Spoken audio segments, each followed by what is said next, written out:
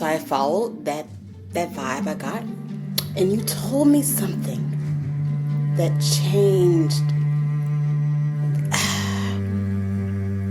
So tell me your brain injury story. Uh, I was, And I wasn't slowing down. mm, I wasn't listening. Um, so God made sure I listened.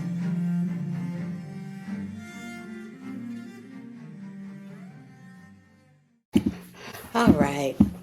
So we pre-warmed up by me asking the question, "How are you doing?" And Dr. mm, Crystal Jones paused me and said, "What would you like to know?" I wanted that to be mm, recorded because that's often something when people ask me, "How am I doing?"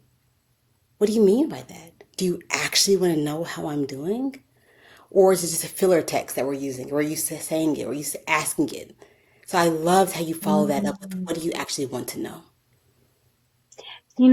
I think it's for me, it's helpful to know what someone wants to know because then I can answer it.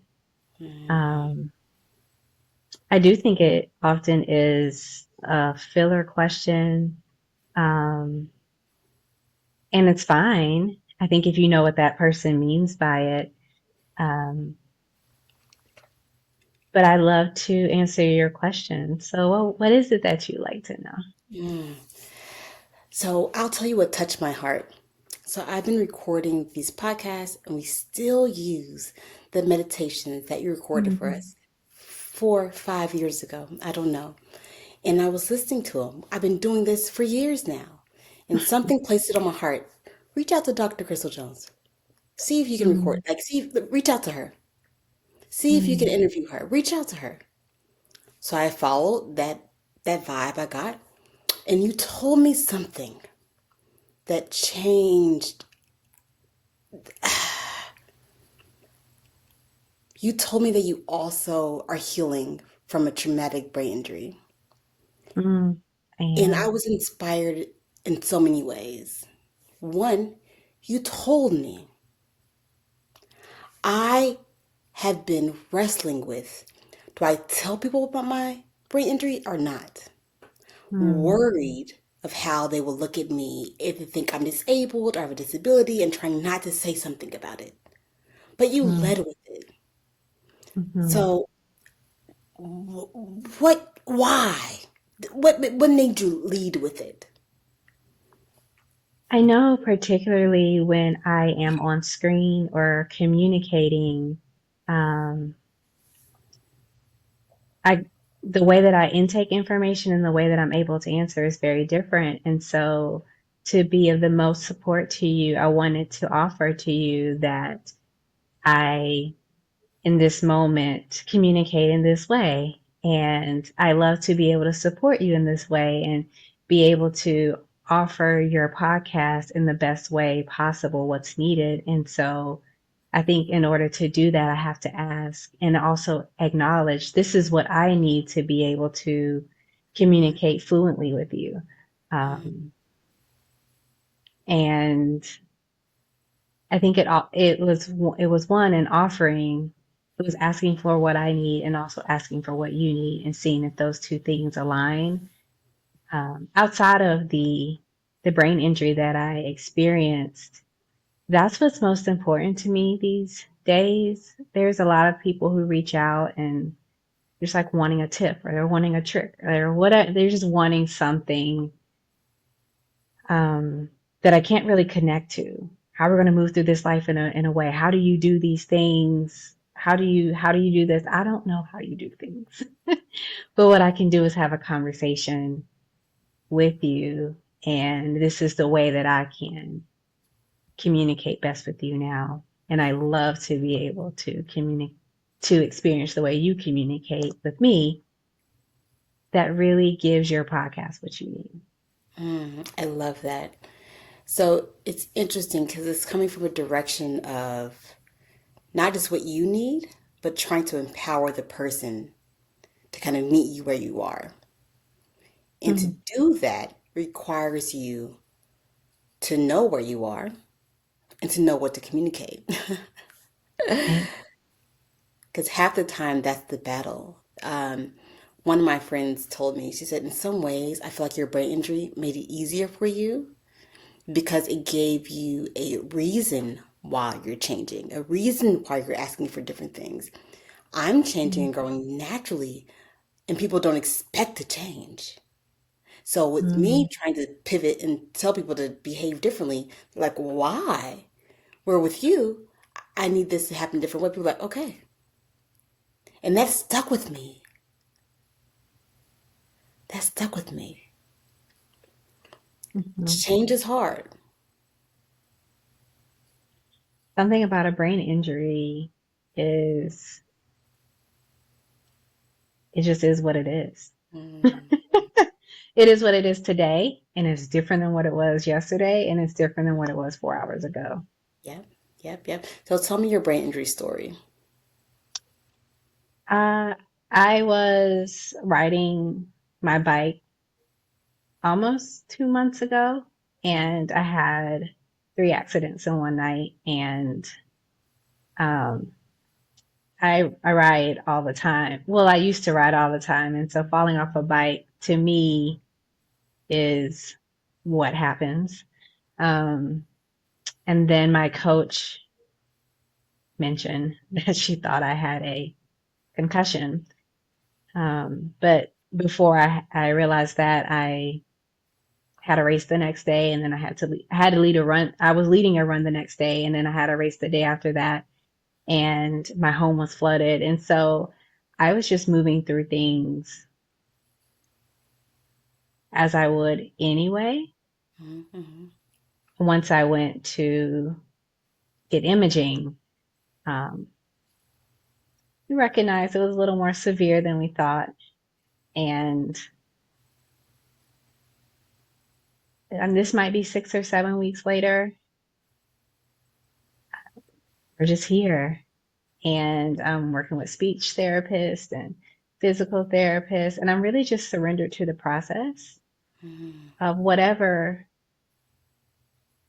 this is creating with me in my mm, life. I still am training for an Ironman and a marathon and all of that with support, right? With so much support, I have to communicate to people all the time what's going on with me because they're willing to support me in ways. And I'm just interested to see how last year my training was very much do the most. And life has told me this year that doing the least, at least now, to integrate all that has been happening is the path forward. And I have to surrender to that because it's so different, mm. particularly as an athlete. So, got in a bike accident, and here we are. And this is actually the first interview I've done since Oh, wow. Well, that's I feel happened. honored. I feel honored and blessed that you said yes because you Hmm. didn't have to say yes. You could have said no. You could have said Hmm. nothing, but you said yes. My TBI story was on July 1st, 2019. I was in a car accident. My airbags did not deploy in the car. My head hit the side of the window and I immediately went unconscious. They airlifted me to the hospital. I was probably unconscious for about 25, 30 days. We learned about consciousness like in and out. That's not the way it works. Like people think it does. So as I slowly started to gain my consciousness back, I think my husband described it in a beautiful way. It's almost like I converted back to a child. And so I was going over all my maturation again. So when I got my consciousness back, I'm like a 2 year old. I'm like a 3 year old. I'm pulling out the cords, telling people to get off of me. Like I'm going all back to do that again. Hmm. I had a speech therapist, occupational therapist, physical therapist. I was in I had I'm going to say this the wrong. They had to remove this part of my skull because my brain Hmm. was swelling up too much. I think it's called a hematoma. I don't know. But they had to remove this piece. I was wearing a helmet for a while. I was a professor I haven't been back to that job.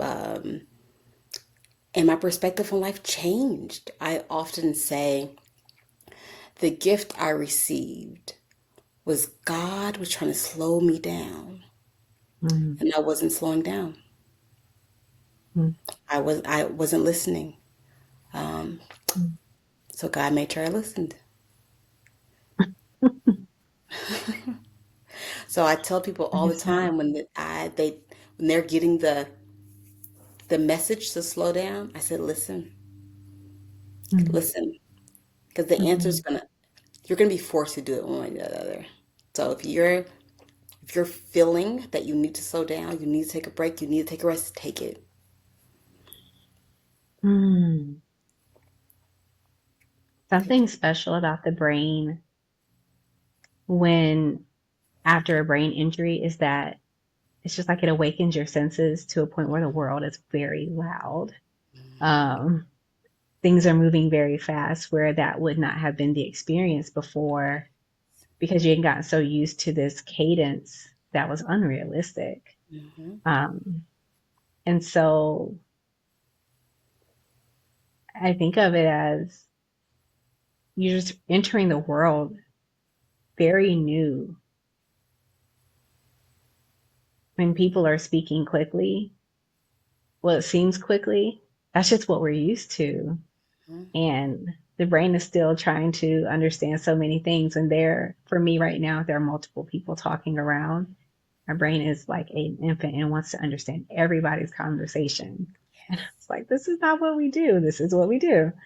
Um, and so it's created the need to be in a peaceful environment and introduce things very intentionally. The same way you would introduce things intentionally to an infant. Mm-hmm. Um, I've been doing a lot of languages that I didn't necessarily know before because my brain is such a sponge right now. Um, Mm-hmm. and I'm not listening to understand, I'm listening to be present with. It's a beautiful Oh, experience. yes, yes. Listen to be present with. Talk me through that. Hmm. What does that feel like? Listen to be present with. It sounds like listening to instrumentals. Sounds like listening to birds. Um, Before, I mean, I still do it, but a lot of times I would have people who were working with me speak in different languages and I didn't understand them, but I could naturally speak in their language once they were speaking. It feels like that. It just kind of feels like an out of body experience that I knew I had a gift for, but now I'm just laying in the sounds of what words feel like. And the hardest language is English for me, just because my brain tries to understand it. But everything else just feels like a symphony. And I get to tune into whatever symphony I want to tune into. And it's very important that I'm intentional about the symphonies that I tune into because I'm the same way you would do with an infant. They're learning everything. Everything, everything.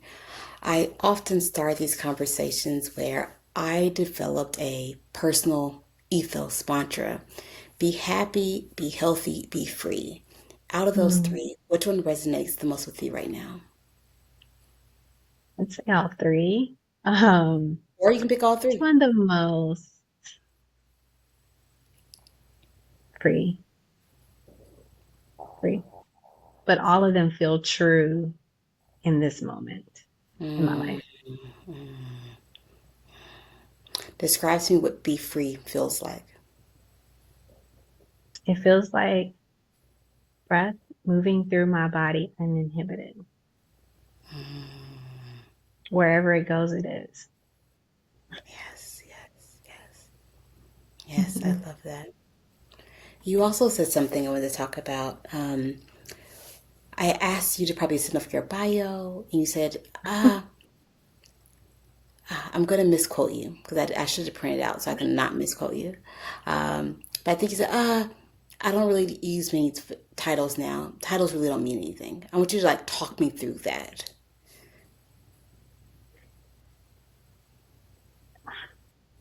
I don't really care about the mask.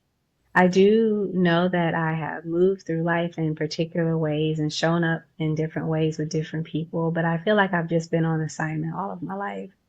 And I could come up with all of the people who have endorsed me and all of the big events that I've been to. And I feel like that's what bios started turning into. Like, tell me how important you are. Not that that's what you were asking, but it feels like when I'm asked that, which think about all the things that you do and tell me why you're important and or tell the listener why they should listen. And I even as a swimmer, like that's the image I'm getting in. Like I just invite you to get into the water, and if you want more, keep swimming. If you want less, let's go back to the shore. And I like for people to experience me that way. And you create whatever bio as you're listening right now that you want to create. But who I was yesterday is not who I am right now. And at the end of the day, I am to you whatever you believe that I am. And as well, I'm not important because of who has reached out to me. There's nobody who's reached out to me that's more important than someone else. There are people who have reached out to me that are more in alignment with how I show up in the world than others. But that hierarchy of this company, because it's like a Fortune 500, means that I need to put that in my bio. There's not a hierarchy with me.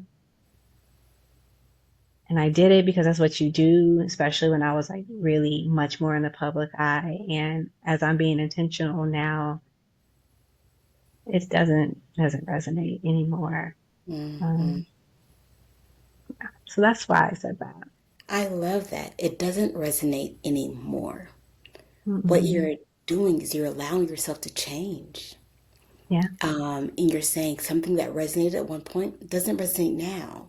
Doesn't mean Mm-mm. that's right or wrong. Mm-mm. I've changed. Mm-mm. And that doesn't resonate with me now. What resonates with you now? I What resonates with me is the present moment. That's the best way that I can say it. Now that's always been true. Um, I feel like I just show up in the world and I have a really strong ability to believe people, hold people, and connect with them in a way that they're asking why our paths connect. I have an ability to trust that our will connect for a reason and be with them until our paths depart. That's what I know. Um, I consistently see the death cycle, which is the same as the birth cycle, which is same as all of it is just very quickly moving. Um, and so I say in any area that I'm in, I'm just always in the sanctuary of life. I love that. The sanctuary of life. I was Yeah. talking over with a friend of mine about one of her challenges to be present. She's like, I have a really hard time being present. Hmm. I have a very hard time being present. I know this. I know I have a hard time being present. So after she mentioned that to me, a bit of my personality, I want to love and help those around me. So of course my Hmm. brain took, okay, what advice can I give her? What insight can I give her to how to be present? So I was going to books, trying to read, like understand more of it. I'm curious your thoughts around being present. Being present is surrendering to death. That's it. I think I don't know about your friend, but I think the difficulty that I experience with a lot of people, or the challenge rather, is there's always something new in the present moment if we completely detach, and that death from what you knew, no matter if it was the best thing in the world that you experienced, all subjectively, or the worst thing in your life that you've experienced, the unknown, the water, death, all of those are synonymous to me. Um,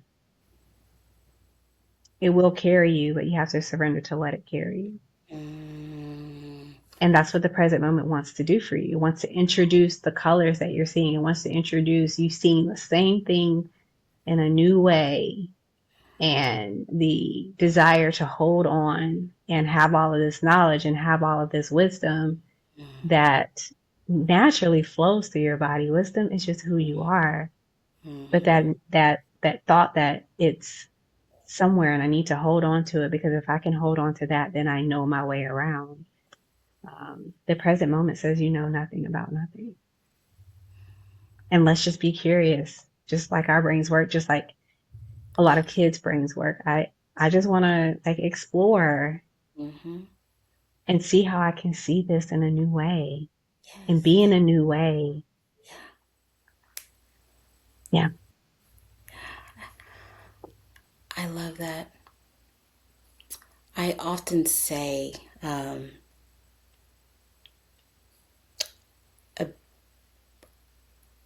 I had to get CPR on the side of the highway.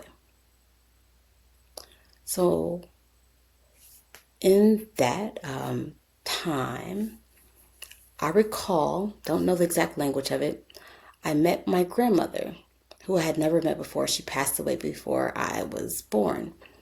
And I remember looking at her, and she's looking back at me. She says, "Now's not your time." Mm. Okay. And so what's been on my heart, why not?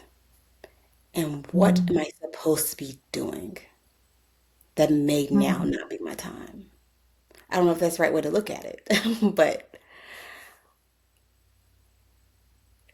and it just made me realize how close death is. It just made me have a completely different outlook on life. I was chasing every award, every degree, every, you name it, I was chasing it. But then I was like, but why? It doesn't matter. It just made me realize what I put so much value in, what I put so much stock Mm. on, is not actually what mattered. Mm. It's not actually what Sounds like mattered. you had a change in values, a shift in values. Mm. Different prioritize. I think I at different where what's the word I'm looking for?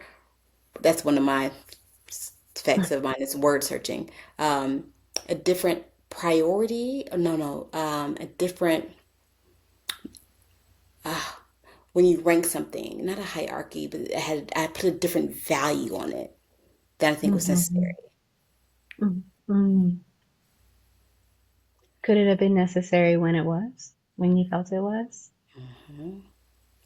Because it pushed me Yeah. at the time. So sort of understanding everything's it's a season. So at Mm. that season, it pushed me to create something that no longer serves me, so I can just release it to pick up something else, and not have to feel committed. Like once you feel this way, you have to always feel that way. Mm. As you're speaking, I think of a moment that I don't know if you even knew it. Your family reached out to me because they said she's waking up. Um, it's really interesting. I've thought of that moment often, because your family kept in touch with me the I did entire not know that. time. There were people I didn't know. I mean, I knew your husband, um, Oh, I but didn't. these were other relatives. I don't have that phone anymore, but I remember them saying that, and they wanted you to wake up in a serene environment. And as you're talking now, that's just it's replaying. And it's just beautiful to see what has come of the life that you have created. I think I also learned the power of the brain and the power of your thoughts and how you have way more control over them than we think they do. Way more. Any Mhm. situation can happen. I decide, am I going to have a negative response to this or a positive response? Exact same situation. I get to decide which way am I going with it. Mhm. After understanding how much power I had over my reactions to things, life changing. Mhm. Life changing. Life changing. Life changing. So I'm going to do something weird. I'm going to play your voice.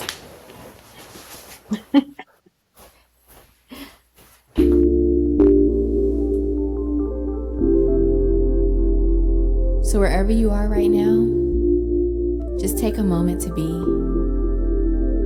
Be in your awareness, be in your truth, be in your wholeness. Allow yourself to show up as light, dark, and every shade of gray in between. Feeling your presence, experiencing your truth.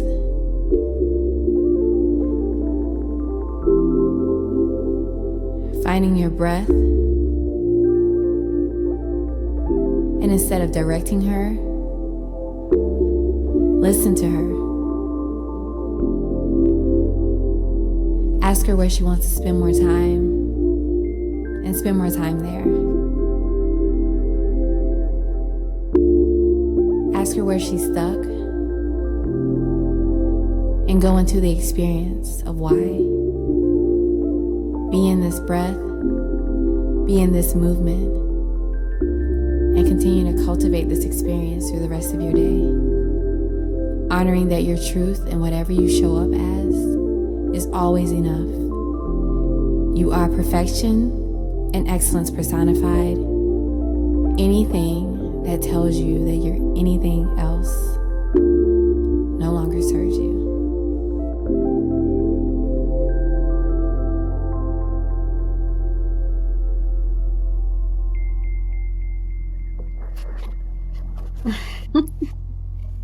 How did that feel?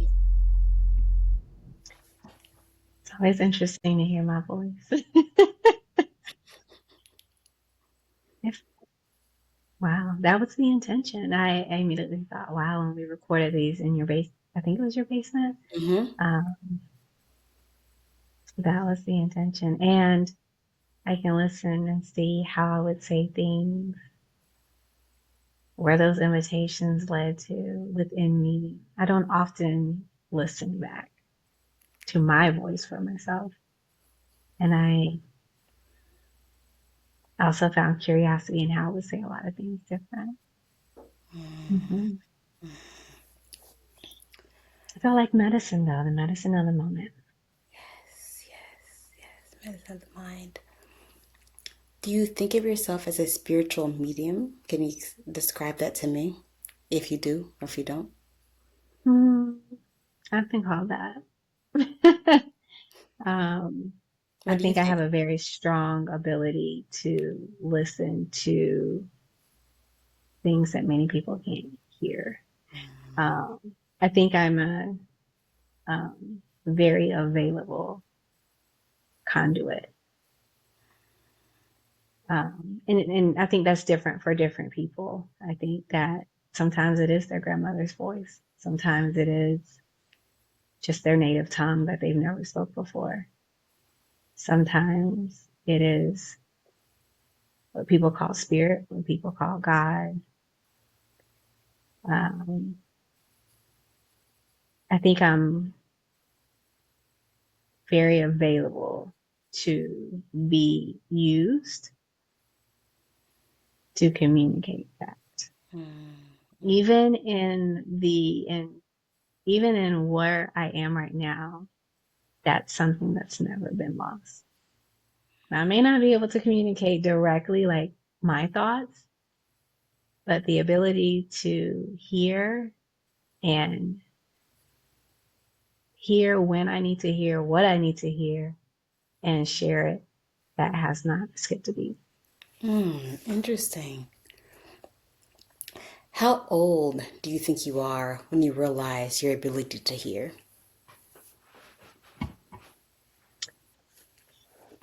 I believe it was 1997, which would have made me 11. It was when my grandmother transitioned. That's the first, I wasn't able to be in hospice with her, but there was nothing that was going to keep me from that experience. And so I saw her leave, and I didn't really know what that was. Um, but I knew what time it was. And then I also knew that was the same time of death. And so a lot of my work around particularly that part of the cycle started then. And I only, I've had many assignments from her, but she was like, take care of your mom. And what And does she that was mean? just a light, like she lit up because it was literally new life. There was not sorrow. It's like, it's your turn. Yes, yes, yes. Mm-hmm. I often say I want to, I don't want to say challenge, that feels too aggressive. I want to encourage us to examine our relationship with death Mm-hmm. because we all know it's going to happen. Mm-hmm. It's going to happen. There's no It's the secret. only Everyone's going to guarantee. die. Huh? It's the only thing guaranteed. Yeah, that's the only thing. We know it's going to happen. But I feel like people have such a fearful or scared or negative emotions wrapped around it instead of welcoming it into your existence in Mm-hmm. a graceful way. I think that is natural to be afraid to move into what you don't know. And that can mean like physical body death. It could also mean career death. It could mean any type of, I think death happens every single moment. But I think the biggest fear is the physical, like leaving your physical body, because that's what you know. That's what you know. That's what you remember. And Mm-hmm. a lot of success in life is how long you're able to hold on to this body. Mm-hmm. And I think whatever it is that you believe about what is after, um, can make you hesitant. Mm-hmm. Well, I don't know if I want to go there. And I noticed that the fear turns into curiosity when the release of what that is just happens. I'll find out when I get there. Um, I found out when I experience it. And so then I notice people start to live their life um, more. And I have my experience of people is I want to understand what they believe. And so once understand what they believe, then I believe them and I move with it. So it makes a lot of sense that people would fear this binary experience of have I been good enough? So a lot of people will start to like live their life and be like, well, I can't die because I wasn't good enough, or I didn't earn this, or I I didn't do didn't this. achieve And this thing. so right, so life becomes an achievement because if I do this the right way, then I get my reward. But then like I don't even know if I did it the right way. So I give me a couple more days to keep doing it so that I do it the right way, but is it right? And so it just becomes this back and forth of a cognitive experience of life, mostly in the head, Mm-hmm. out of fear that I'm not good enough for whatever is out there and I don't want to be punished. Um, and so there's not a lot of listening to how would you want to live your life if you knew that Mm-hmm. the deep end only gets deeper. I was reading a book and it had a quote in it. I'm curious to see your perspective on it.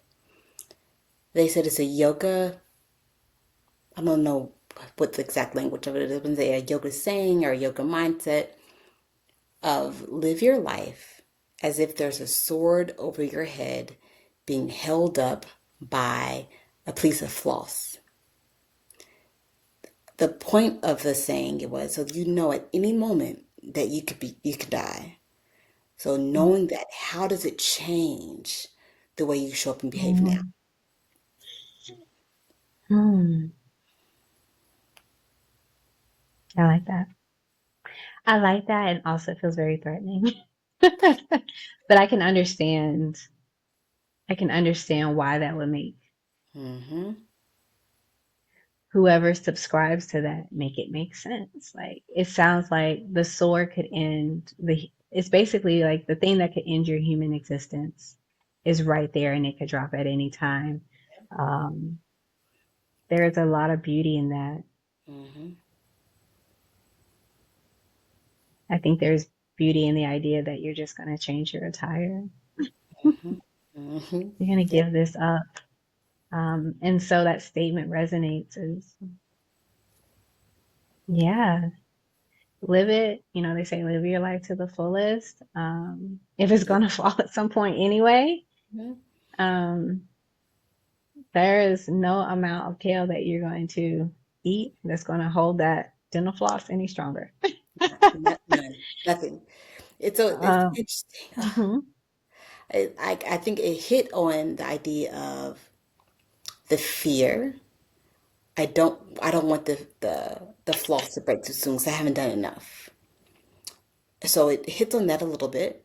It also hits on how big of a deal I'm making this thing right now. Because if I was going to die tomorrow, would this even matter?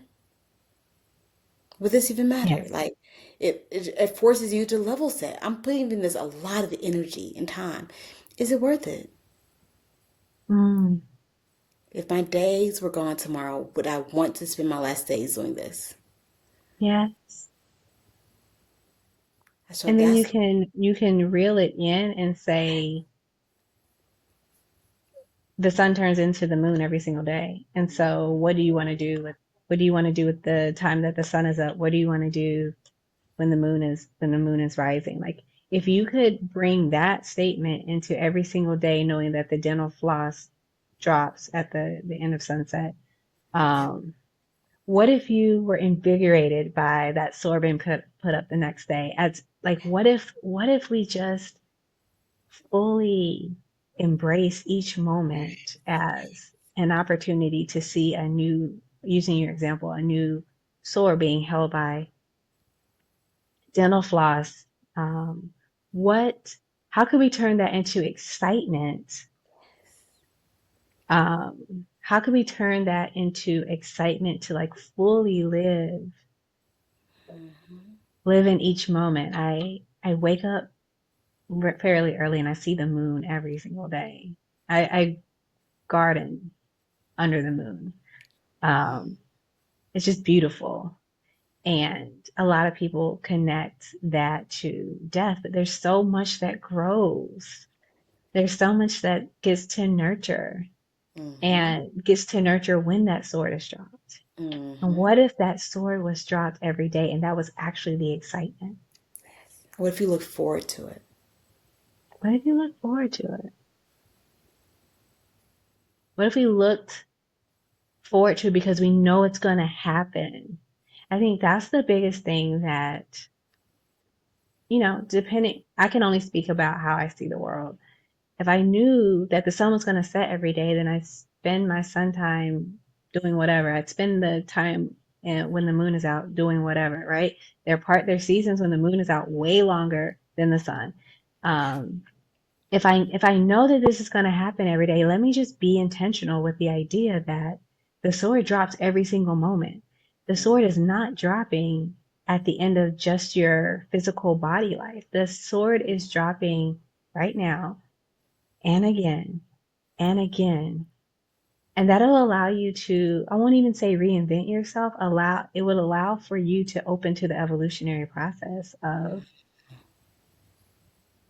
newness all of the time. And if we could open to that moment by moment, then we could open to whatever exists on the other side is just that. Because all of this is just a blink in time. Yep. Yep. We think that it's like 70 years because we have an idea what 70 or 150 years is, but this is just a moment A moment. that we're fully committed to making very long. Yep. Yep. I just saw a clip. I don't know where I found this clip from, but there was this guy who was saying, "Hey guys, anyone you meet, you should think that we're on this earth at the same time. We're on this earth at the same time. And thank them for being on the earth at the same time as you. Because in a blink, it's going to be a next set on the earth." And so that different perspective was so powerful to me. Like, thank you for being on the earth with me. You might not have been here when I'm here, but Mhm. you are. And there's something beautiful to experience about this moment, whether you connect with them and talk for 30 minutes or don't say anything at all. There's just a beautiful experience of how two or a million paths just met at the same time. Absolutely. Absolutely. And just being more intentional about looking at someone, looking them in the eye. Mhm. Strangers, not just like we have our own earth at the same time, the exact same place, and we don't even know each other, but we both here. I see you. It's wild. Crazy. Crazy. I mean, like, it's crazy. And I think we notice the craziness when there's someone, oh, this person I know from here, I happen to bump into them there. When you happen to notice it happening, but it's happening all the time. It's happening all the time. Happening all the time. So why'd you say yes to doing an interview with me? Well, I don't know why I wouldn't say yes to you. I've always felt alignment with you and who you are and all of the evolutions of who you are. Um, and I can feel in my body when someone reaches out and it's a yes. I can also feel when it's a no. So that's what my response is. You probably noticed that I responded immediately. Um, because it's real clear. Mm, It's mm, also mm. clear that if it wouldn't, that it would have been clear also if you were connecting with me so that I could connect you with someone else that could support you better at this time. I'm always open to that, but it was a very clear, I feel it fully in my body. And I was like, it was, yes, it felt invigorating. The energy felt very generative. Oh, interesting, interesting. I'm reading a book, What It Takes to Heal by, I want to make sure I get her name right.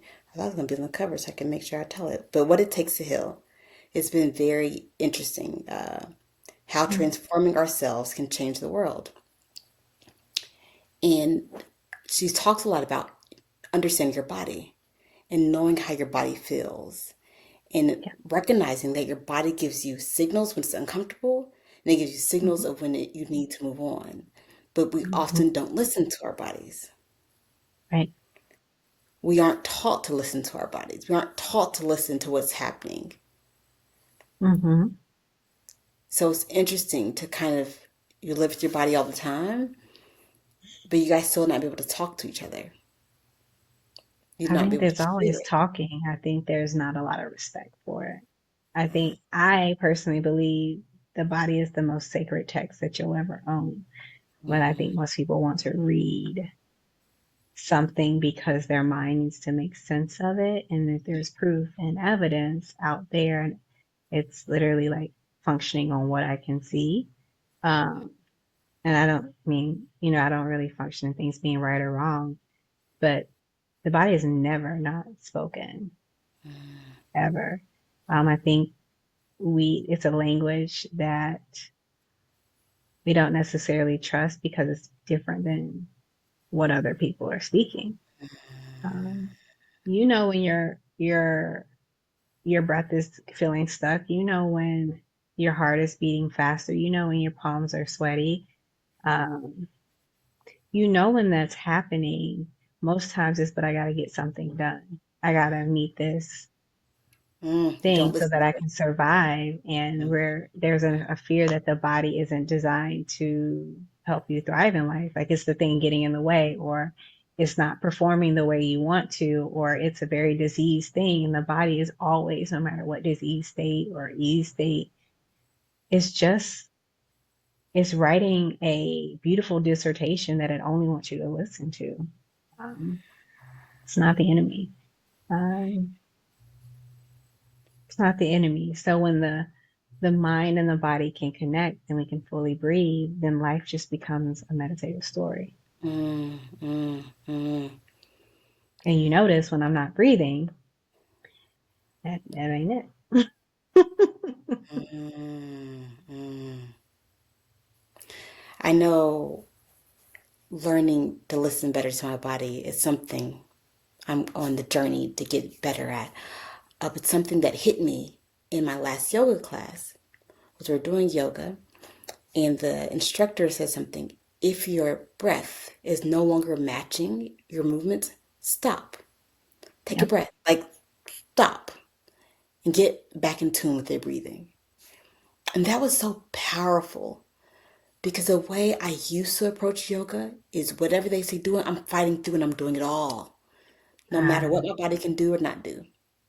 Not Mm, anymore. mm, Not anymore. Like I'm listening to my body. When my body says go, I go. When it says stop, I hit a child's pose. mm. I mean, yoga literally means to unite. And like you're listening to what um, the person is offering, because all they're doing is offering. And then you're also listening to how your body's responding. And when those two things are a yes, then you're breathing. And a lot of, well, it depends on the type, but it's one breath, one movement. I think that's more, well, it just depends on the Mm-hmm. lineage. Um, but if it's not uniting, it's not yoga. And that's just the asana. But like, there's so many, like all of the limbs are about the union, the oneness, um, because so much of what the world is offering is separation. Mm-hmm. So, in order to get through the class, you need to separate your body from your breath, Yeah. because success means you did exactly what the mind told you to do. Mm-hmm. And then also there could be your mind. I mean, your body wants to do things, and it wants to take in the offerings, but because I don't want to take in the offerings, I want to resist it. You stop breathing on that side too. So anytime we're sitting with resistance, we're not breathing. And I think there is wonderful wisdom in resistance. But the moment of union is when we create life. Mm-hmm. I love that. I also like what you said. I don't know the exact word you used. I think there's a beauty in resistance or There's so much wisdom in resistance. wisdom in resistance. And I think that's Hmm. an interesting thing to kind of stick a pin in is that there's wisdom in everything, Yes. but it takes Hmm. the how good are you at listening and understanding and figuring out what's trying to communicate to you. Hmm. There's, everything has wisdom. Likely you should resist putting your hand on a stove that is turned all the way up. Right? There's wisdom there. Mm-hmm. But I haven't used social media in so long, but there's just a lot of all of these. Well, socially, you need to do this, like fight through resistance. You need to rest all the time. Like if you look at social media, it'll tell you how to operate. Mm-hmm. You don't need to resist all the time. But also you actually don't get stronger until resistance is Yeah. there. Yeah. And there's just so much wisdom in a lot of things. And if you just point back to, it's here, it's always been here. I just need to create spaciousness so that I can hear it. Then we don't really have to call it resistance. We don't have to call it pushing through. We don't have to call it anything. It's just what we're doing. It just is. It just is. That's why I call particularly longer endurance sports my sanctuary, because you hit so much of, wow, I love doing this. I can't believe I did this. I want to quit. What is it here to teach me? What do I want to teach it? And I think there's so much contained.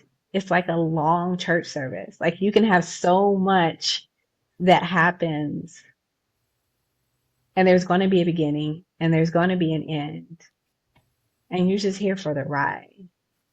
And is that not like life? There's so many versions of you that are desiring to meet you. But if we deem things right or wrong, positive or negative, you shouldn't be doing this, you should be resisting and all of that, you're shutting the door to the versions of you that want to meet you, come to you. I love that. You are shutting the door on the versions of you that want to meet you. Yeah, just want to integrate into this experience, because don't do this, but do it today because social media said do this, but do it this way because my therapist said do this. And your body is like, it wants you to use those as supplements. I'll say icing, but you have the cake. Most of us forget that we are the cake. Those are amazing things to support, but they are no more right than what you've always known. Have you ever met a plant that did not know what it was doing when it was a seed? It just needed to be nurtured. And so that's why you do therapy. That's why you run. That's why you have conversations like this, because you want to be watered, because you need nutrients in the plants telling the soil what to do. But everything that is going to grow above ground or below ground was imprinted in that seed when it came into existence. All that it's ever need to do is to be nurtured. Be nurtured. And that's the same for us. Yeah. And it's so interesting to think about conscientiously nurturing yourself.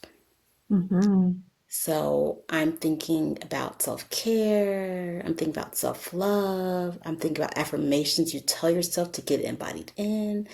I'm thinking about the way that you eat, the way that you move your body, the books that you read, the things you listen to. It all comes down to how well you're nurturing yourself. How well you also allow other people to nurture you. And how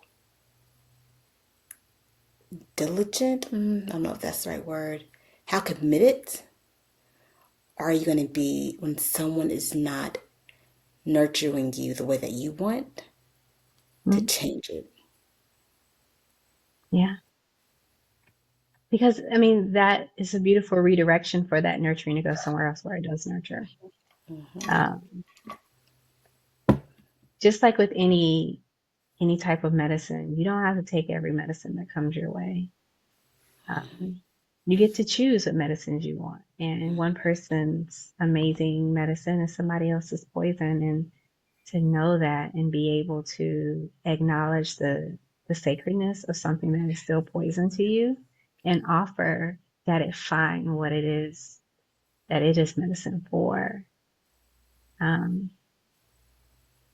It's just very freeing to experience the world as everything is sacred, even if it's poisonous to me. It is not poisonous to something else. It's just not.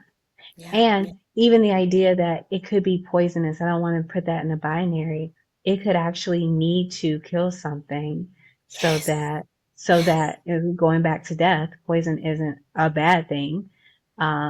But if it needs to kill something, because that's the union that it needs to make so that new life can be formed, Yes. Yes. we have that's Yes. it's on assignment. Mhm. There's so much beauty in I yeah. I I hear this word a lot, like toxic and all of those things. Toxic just requires two things that don't mix. Mhm. Um, there's not a thing that's toxic. Yes. It's a thing that has an assignment that is not assigned to you. Mhm. Um, Mhm. That's a even very. and the assignment could mean for it to cause a death for a new life for you, a death within something else, whatever it is. Uh-huh. But sitting there and analyzing it and making it about the person or the thing, and I think there's a lot of energy that goes into that when all you have to do is just move a different way or Yeah. offer Yeah. it sacredness back to the Mhm. earth so it can Mm, support in the way it needs to. mm, mm, mm. I love that. I just had a thought and it went out my brain. I keep saying I should write them down and have them. It always comes back I to have me. learned to do that. I send myself text messages. I just learned you can do that, but I send myself text messages whenever I have a thought. I text it to myself. So Hmm. it's been a beautiful new thing I found that works beautifully for me. And I should have done that when we were talking. I didn't use my own tool. Um, okay, I think there's two thoughts I had. This is not the one I want to get to, but now changing our relationship with death and dying and understanding that a piece of something you're doing may have had to die. So something that may seem as poison, for example, a poisonous ingredient in a hair product may be poison on your hair, but may be perfect to get rid of all the things in your garden. It's just toxic when it's been used in the wrong way. Mm.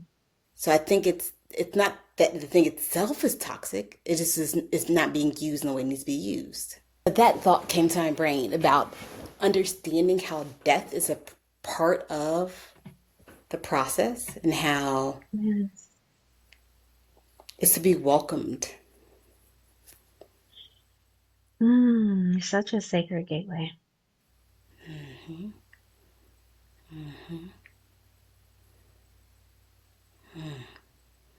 Indeed. Who you and I were when we got on this call is not who we are right now. And I think we created an intimacy between the two of us because we've been so open to what would come of this. Right. And I Mm-hmm. think of that as death. And I think Mm, death creates intimacy because it allows you to connect with that which is with you um, until the past diverge. yes, yes.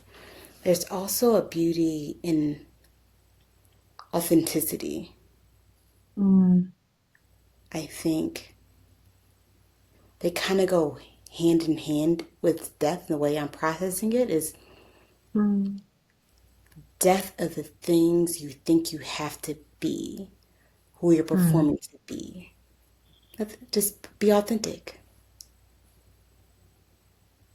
Just be We're all just authentic. out here making it up. Yes. Yeah. Okay, I remember my question. I knew it was going to come back to me. At the perfect time. Yes, always. What's your thoughts on religion? I heard you say some people might say God or some people might say spirit. I'm just curious on what is your take? I think people call things in a language that resonates with them. That's, I think, more so in the Western world, there's this like right or wrong way to say the same thing. Hmm. But I think there are many languages, whether we're talking about like English, Spanish, French, or we're talking about the same way we're doing things in English language. There's something about what someone says that resonates as home in their soul, in their body, in their spirit, and they like love the way it sounds, and that's what they call whatever that is. And um, my thoughts on religion are the same thoughts that I have on education. Like there is structure. Um, Religion is structured, and many people thrive on structure. Many people learn best in structure, and they find this and they're like, oh, that resonates as home. And they're like, that's home for the rest of my life. And then some people find this thing and they're like, oh, that resonates. And then it doesn't resonate anymore. And something else resonates and they find another home and they take Mhm. from this what works and this what works because they learn best when it's like outside of their body. I think religion is such a beautiful experience when it is experienced very freely. Um, I think religion can also be captivating.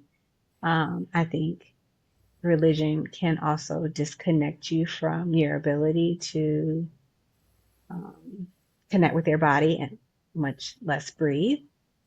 I think religion is in itself whatever we make it to be, but I look at all of them as different languages, and it's really beautiful to see the world in the ways that the different teachers teach. Mm, mm, The same mm. way that you probably had a professor that you liked, um, and there's a way that you like took from that, and there's other things you're like, I won't do that, and then you fell in love with this other professor. I mean, not in that way, but I know what and you mean. you like their language, and I think religion can be experienced in such a light way. I also think that the forcefulness of the way some people are brought up in religion creates a lot of resentment, Mhm. and so. Um, I think anger is also a sacred gateway. There's a lot of anger in, I can't believe I did this, or this is wrong and this is right.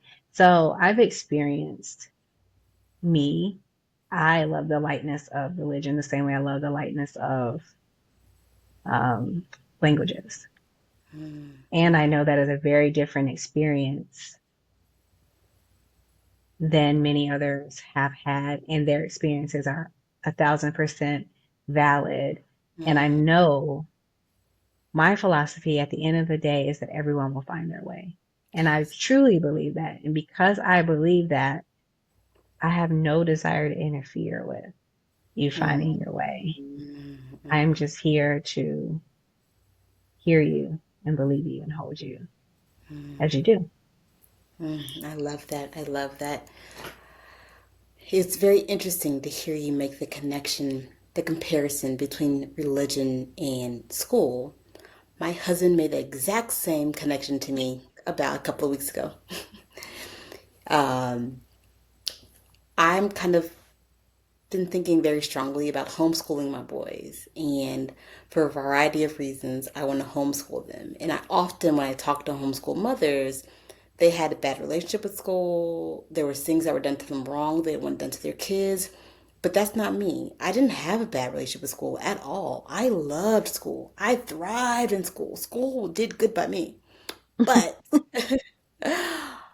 it's the desire to have freedom and flexibility that school just takes away from you and to allow the growth my kids. So if my kid is taking off one way, I want to push you there. If you're taking one, right, you can slow down there. I want it to be light and easy. And thinking school, Mhm. homeschooling will give me that ability to kind of educate in a more conscious way. My husband had the same kind of thoughts around going to church. So we were trying to talk, do we want to go to church as a family? What does that look like? He said, I have some feelings, emotions around. He said the same way you want to have homeschool, I don't feel the same desire to Mhm. go to church in the same way. He also grew up as a preacher's kid, so there's that. He's Same. like, I want to break. But it was just interesting to see you guys make that exact same comparison, those two worlds, where I don't know if I would have done that on my own. Mm. Yeah, I mean, I don't know if they're so I grew up as a preacher's kid as well, and I also learned I went to religious school. I also went to public school. We were military, so I've done Okay. a lot of moving and having different experiences, right? So that mean even the same with that. It's like, okay, I went to this private school and I went to this private Christian school and I went to this public school and I did all of these different experiences and even being military, it's just like you just experience life. Yep. And Yep. everything is new all over. And the academy is one thing where you may have had horrible experiences or great experiences. I think um, church hurt is a lot deeper for people because it's a bit more emotional. And some people had really bad emotional experiences at school through so many different reasons. Or even some people will say the same thing about having children. Like, I don't want to do that because my guardians were this way. Um, I think our resistance to it is wise, and it also is to the degree of how it became hard for you, right? And there's a moment where it may loosen, but there's a it sounds like a scarring or a scab around it right now that we're really there's still some healing that, and I use that word lightly, like literally how the body naturally heals itself. It just feels like there's a lot of okay, not necessarily ready to walk into the church because that might be salt. And I don't think it's strong enough right now to put salt in this wound, but maybe I could put water in this wound or put peroxide in this wound. And I think things open up when you notice all of your options and also recognize the wisdom in like, it is not time for salt to be there. And I know that I'm projecting that on my children. And also that's something that I have to work out, right? Because we're all projecting into the world, everything. Um, just like, you're like, I want to have freedom with the way that I educate my kids. And your kids could love that. They could not like it, but there's an experience you want to create for them. And it sounds very similar to the experience he wants to create for different reasons. That's how I heard what you said. And you're correct that you do a very good job listening because you heard it. You heard exactly what it is. Mhm. You heard exactly what it is. I mean, the day after your accident or my bike accident, like I didn't get on the bike the next day. You didn't get back in the car, no matter if you were conscious or unconscious. It was just like, no, we need to put a helmet on that. And there was wisdom in the protection. I feel like that's an amazing takeaway is that there's wisdom in everything. There is. In everything. I was Mm-hmm. also at a retreat in Mexico. Fantastic retreat. I would love for you to go with it. Go with me to it. I'll give you the information. But it was called How to Love Your Learning to Love Yourself Again or How You Love Yourself Again, something to that impact. Mm-hmm. And a couple of them in there talked about how they were listeners and they heard things. And I kind of asked the question, I said, does everybody have that gift that they just lean into it? And they're like, yeah, anyone could have that gift if they nurture it. Mm-hmm. So I thought it's an interesting thing. Like we have to, what are we nurturing? What are we nurturing? Because what you nurture grows. Mm-hmm. What are we nurturing? What are you There's nurturing? the question of like nature and nurture, and it's like, did I want to nurture being a basketball player? Absolutely not. Um, Well, I mean, maybe. I didn't Might not want be to, not at all. professional I level. played 1 year and I was like, no, contact sports are not for me. Um, so I think there is something in nature and nurture and how they relate to each other. But yeah, I tend to think there are willing vessels for a lot of different things. Mm, Um, And what you choose to be willing to right now is not what you have to be willing to be open to tomorrow.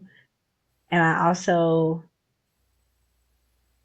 often say there's not a hierarchy of what you nurture. I think listening can mean so many different things. And I think often people want to be able to listen to something that they recognize other people can listen to. And I think sometimes that distracts you, can be distracting from what did I actually, you actually are listening to what you want to hear. um, Mm. you're Selective always hearing. listening to what you want to hear. And we all do. Um, Mm-hmm. and you and I both know right now our hearing is real selective. Yep. Um, and all of that to say, I get asked that often. And I do think everybody has the ability to listen, but even people who are deaf, there's something else that they're listening to. It's just not the same as, it's a different language. I always bring it back to language.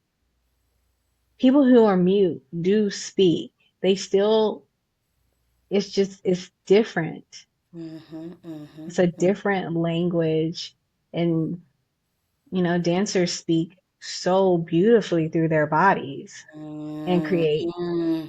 There's just so much there, and they've nurtured that over time. And so do they have the ability to listen to their body to tell the story in the way that it's being? Yes. Do they, did their grandmother visit them when they probably not. I don't know.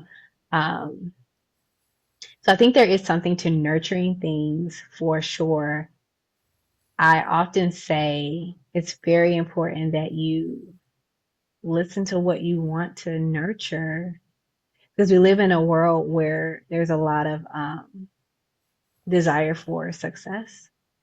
And so we see someone's gift and we're like, that's successful. But really, what's successful is their willingness to be connected to their gift, not what their gift is. Mm-hmm. Mm-hmm. Mm-hmm.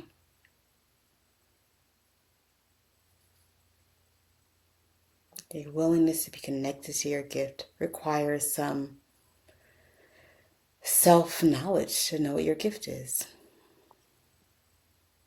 Yeah. Yeah. And to understand that when we're talking about gift, we're not talking about product. In this world, we can think of like, okay, so it's the thing that I can produce. Your gift is your breath. That's what that is. Now, how Mm-hmm. your breath communicates, it's there are millions of ways that your breath is communicating, and your breath communicates different than mine does through my body. Mm-hmm. Um, and there are people I admire, and I love the way breath moves through their body, and I would never want to do what they're doing. Um, but it gives them that sense of home, that sense of union, that sense of oneness, that sense of I am in connection with God, whatever language we're speaking in. And those moments are where we really create life. Mm-hmm. The Mm-hmm. gift is your breath. And in order for you to be connected with your breath, your body has to be connected with your mind. And if we really knew that, that would be much more of our focus.